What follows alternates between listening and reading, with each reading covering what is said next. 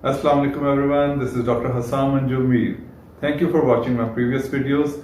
Today we are going to talk about synopsis writing. ये बड़ा important topic है FCPS Part 2 trainees और MDS MS के trainees के लिए synopsis और dissertation writing बड़ा important topic है और चूँकि हमारे यहाँ रिसर्च का इतना कल्चर नहीं है अंडर ग्रेजुएट लेवल पे भी हाउस जॉब में भी, तो बड़ा डिफिकल्ट हो जाता है कि सिनॉप्सिस कैसे राइट करें, स्टडी स्टाइल क्या हो, स्टडी सिलेक्शन किस तरह करनी है, सैम्पल साइज कैलकुलेशन, उसको लिखना किस तरह है, डाटा एनालिसिस कैसे करना है। तो इंशाल्लाह मैं आपको बड़ा शॉर्टकट वे, इजी वे बताऊंगा और डिस्क्रिप्शन में लिंक भी अवेलेबल है गूगल ड्राइव का, जिससे आप सिनॉप्सिस का वर्ड फॉर्मेट में एक सैंपल डाउनलोड कर सकते हैं जिसकी हेडिंग्स ऑलरेडी हैं, अंदर जिस तरह लिखना है वो भी अवेलेबल है। उसमें सिर्फ एज अ गाइडलाइन यूज करके कॉपी पेस्ट कर सकते हैं आप अपना डाटा, तो आपके लिए बड़ा इजी हो जाएगा सिनॉप्सिस लिखना। So first of all subscribe to my channel, इस वीडियो को लाइक करें, अपने कोलीग्स जो ट्रेनीज हैं मेडिकल के, डेंटल के, FCPS के, ये मैं एक ओवरऑल वीडियो बना रहा हूँ जिसमें दोनों को कवर किया जाएगा क्योंकि basics of synopsis and dissertation writing is same. Topic अब जिस फील्ड से हैं वो अपने अकॉर्डिंगली चूज करें, तो अपने कोलीग्स में शेयर करें और अगर कुछ और आप नया देखना चाहते हैं या कुछ मेरे से पूछना चाहते हैं तो आप कमेंट भी कर सकते हैं। मेरा ईमेल भी गिवन है, व्हाट्सएप नंबर भी अवेलेबल है वीडियो में, मुझे कांटेक्ट भी कर सकते हैं। So we are going to start with the basic guidelines of synopsis writing. Basic guidelines जो हैं वो CPSP की साइट पे अवेलेबल हैं कि आपने फॉन्ट साइज क्या रखना है, स्पेसिंग क्या देनी है, ओवरऑल कि रेफरेंसेस जो हैं वो with in the last 5 years होने चाहिए। सिर्फ एक रेफरेंस जो कि मास्टर आर्टिकल है उससे आप लास्ट 10 years तक भी हो सकता है, और इस तरह की रिमेनिंग बेसिक गाइडलाइंस हैं वो CPSP की साइट पे अवेलेबल हैं राइटिंग की, वो आप उधर से देख लें। मैं आपको अब जो बेसिक्स उसमें लिखना है और करना कैसे इंशाल्लाह उसके बारे में ज़्यादा डिटेल से बात करूंगा।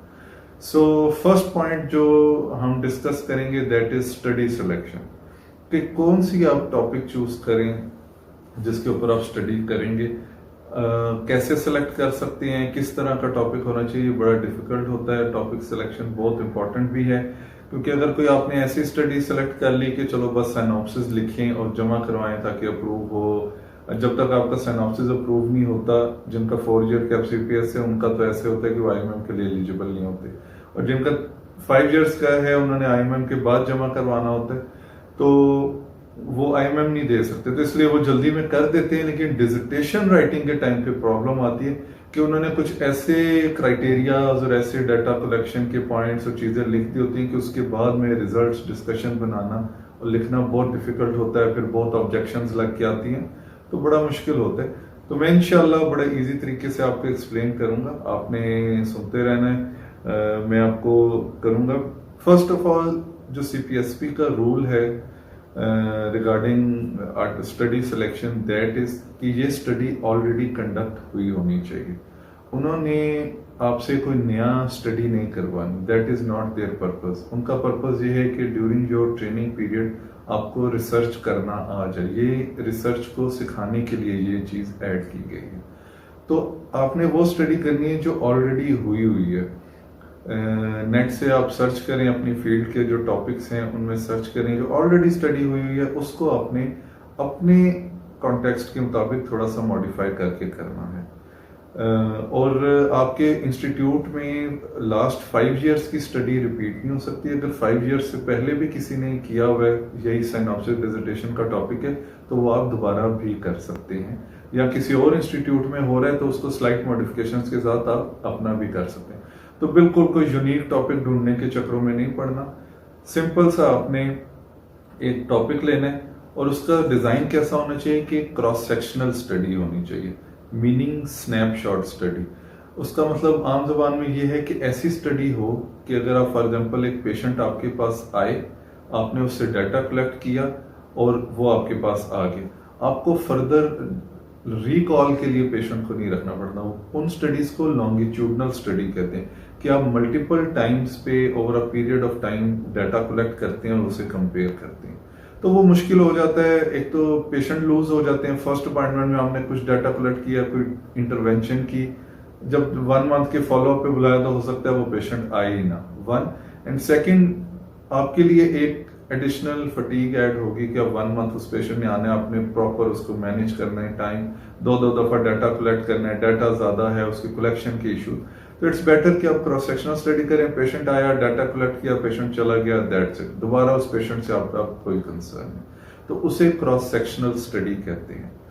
एग्जाम्पल मैं आपको देता हूँ, डेंटल मेडिकल की दोनों देता हूँ, जो भी आप जिस फील्ड में हैं इस एग्जाम्पल से आइडिया ले लें। फॉर एग्जाम्पल हम कहते हैं कि जी incidence of diabetic nephropathy in diabetic patients whose diabetes is controlled, मतलब कंट्रोल्ड डायबिटीज वाले पेशेंट में डायबिटिक नेफ्रोपैथी का क्या इंसिडेंस है।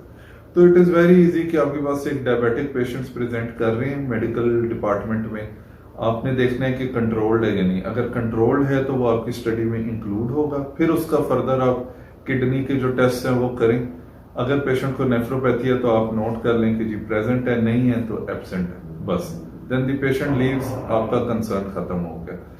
और जब over a period of time जो सैंपल साइज है उतने पेशेंट्स का आपने चेक किया, आपने कहा जी 100 पेशेंट्स जो आए हैं कंट्रोल डायबिटीज के साथ, उनको उनमें से फॉर एग्जांपल 10-20 जो भी परसेंट को नेफ्रोपैथी थी। आपका इसमें कोई कंसर्न नहीं कि कितनी नेफ्रोपैथी थी और कब शुरू हुई, वो आपका कंसर्न नहीं। ये this is a very simple study, और उसको आप age group wise type 1 type 2 diabetes और जेंडर में आपस में फिर रिलेट कर सकते हैं कि मेल में ज्यादा थी, फीमेल में टाइप 1 वालों को ज्यादा थी, 2 वालों को, और एज में कि जिनकी यंग एज में हुई डायबिटीज है, जिनको थोड़ा सा लेट हुई, उनका क्या है, या जिनको ज्यादा अरसे से है और कम अरसा है, उसमें फर्दर भी डिवीजन है। लेकिन पेशेंट आया, डाटा कलेक्ट किया एंड ही लेफ्ट। और डेंटल में इसकी एग्जांपल है कि for example periodontal condition of patients wearing removable partial dentures. तो एक पेशेंट जिसने प्रेजेंट किया रिमूवेबल पार्शियल डेंचर वो वेयर कर रहे, उसका अपने पेरियोडोंटल चेक करना है, जिसमें आप bleeding index, probing index, CPITN कोई भी चेक कर सकते हैं, अटैचमेंट लॉस चेक कर सकते हैं कि जी प्रेजेंट है। उसी टाइम चेक की, डाटा कलेक्ट किया, पेशेंट लेफ्ट, खत्म स्टोरी। तो these are very easy studies, इनके रिजल्ट्स बनाना बहुत इजी है। तो आपने इस स्टाइल का स्टडी कलेक्ट करनी है। और सेकंड जी कि जिसमें फार्मूलाज भी इजी यूज हो रहे हैं। ये जिस तरह की आपको मैंने स्टडीज एग्जांपल में बताई है, इनमें बहुत इजी फार्मूलाज यूज होते हैं, इसलिए कि बाद में जब आप डाटा तो कलेक्ट करते हैं लेकिन उस पर जो टेस्ट अप्लाई करने होते हैं अगर वो मुश्किल हैं तो वो करना बहुत मुश्किल हो जाता है। इवन मैं अल्हम्दुलिल्लाह मुझे काफी नॉलेज है रिसर्च रिलेटेड, लेकिन मैं भी बहुत कॉम्प्लेक्स टेस्ट अप्लाई नहीं कर सकता।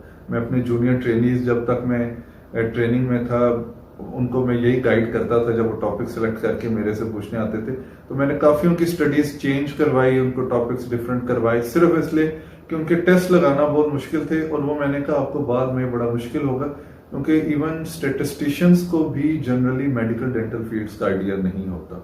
उन्होंने अपनी स्टेटिस्टिक्स जनरल पढ़ी होती हैं तो वो बड़ा मुश्किल होता है उनके साथ कम्युनिकेट करके वो टेस्ट लगवाना। सो सिंपल टेस्ट हो, जिस तरह काई स्क्वायर टेस्ट लग रहा हो, टी टेस्ट लग रहा हो, टी टेस्ट में आगे वेरिएशन है, इंडिपेंडेंट सैंपल टी टेस्ट है, पेड सैंपल टी टेस्ट है, लेकिन ये इजी टेस्ट है। टी टेस्ट हो, काई स्क्वायर हो, या मैक्सिमम भी हो तो अनोवा टेस्ट हो, बाकी इससे ज्यादा कोई मुश्किल टेस्ट ना हो। जो आप मास्टर आर्टिकल सेलेक्ट करेंगे उसमें जनरली रिटर्न होता है कि कौन सा टेस्ट अप्लाई किया गया, तो उससे आपको आइडिया होगा कि आपको अपनी स्टडी में भी वही टेस्ट अप्लाई करना होगा। सो ये आपकी एग्जांपल्स थी। अब आपकी स्टडी सेलेक्ट हो गई है, अब आपने फर्दर ये है कि अब आपने उस स्टडी को सिनॉप्सिस की फॉर्म में कैसे लिखना है। आपका master article selected. Another thing master article का कि स्टडी तो हुई है लेकिन अब आप उसको खुद करना चाह रहे हैं, तो हाउ विल यू डिफरेंशिएट, थोड़ा सा डिफरेंस कैसे करेंगे। तो उसका बड़ा इजी है कि फॉर एग्जांपल एक स्टडी इंटरनेशनली कंडक्ट हुई है, सेम जो मैंने अभी एग्जांपल दी डायबिटिक नेफ्रोपैथी की इंसिडेंस क्या है, तो आपने उसको ये देखना है कि इन पाकिस्तान कर दें उसको। जरूरी नहीं कि आप आर्टिकल या जो सिनॉप्सिस लिख रहे हैं उसकी हेडिंग में इन पाकिस्तान लिखें, लेकिन सिनॉप्सिस में आप उसके रचना में लिख सकते हैं कि जी हम इन पाकिस्तान देखना चाह रहे हैं कि पाकिस्तान में इसकी क्या वेरिएशन आ रही है, इंसिडेंस आ रहा है। तो इस तरह आप कर सकते हैं, या आप थोड़ा सा कंपोनेंट चेंज कर लें। आप डायबिटिक जो आपने मास्टर आर्टिकल लिया उसने ओवरऑल चेक किया, आप नेफ्रोपैथी की जो भी क्लासिफिकेशन है उसको क्लासिफिकेशन में डिवाइड करके चेक कर लेंगे, इतने लोगों को ये क्लास थी, इतनों की दूसरी थी, इतनों की तीसरी क्लास थी according to severity of disease. तो ये माइनर है। ओवरऑल आप सब कुछ वही चेक करें, सिर्फ आपने रेदर देन कि ओवरऑल चेक करें कि जी नेफ्रोपैथी है या नहीं है, आपने ये चेक कर लिया कि है तो किस क्लास में भी है, जो भी उसकी क्लासिफिकेशन है सिवियरिटी के अकॉर्डिंगली आपने उसमें देख लिया, तो माइनर चेंज के साथ आपकी स्टडी डिफरेंट होगी और वो आप एक्सेप्ट भी हो सकती है। इसी तरह डेंटल वालों का है कि माइनर चेंजेस, किसी ने अगर पेरिडोंटल हेल्थ में ब्लीडिंग इंडेक्स देखा तो आप पेरिडोंटल इंडेक्स देख लें, आप प्लाक इंडेक्स देख लें, आप इंडेक्स चेंज कर लें, रिमेनिंग एवरीथिंग सेम, आपकी स्टडी डिफरेंट होगी। तो इस तरह आप एक different study following the same master article आप कर रहे हैं, ओवरऑल सब कुछ सेम है, एक चीज डिफरेंट करें जिससे आपकी कॉम्प्लेक्सिटी में कोई डिफरेंस नहीं आता, सेम इजी स्टडी कंडक्ट होती है। This was the part A of synopsis writing made easy. Hope you liked the video. Watch part B for synopsis text writing guidelines. Thank you.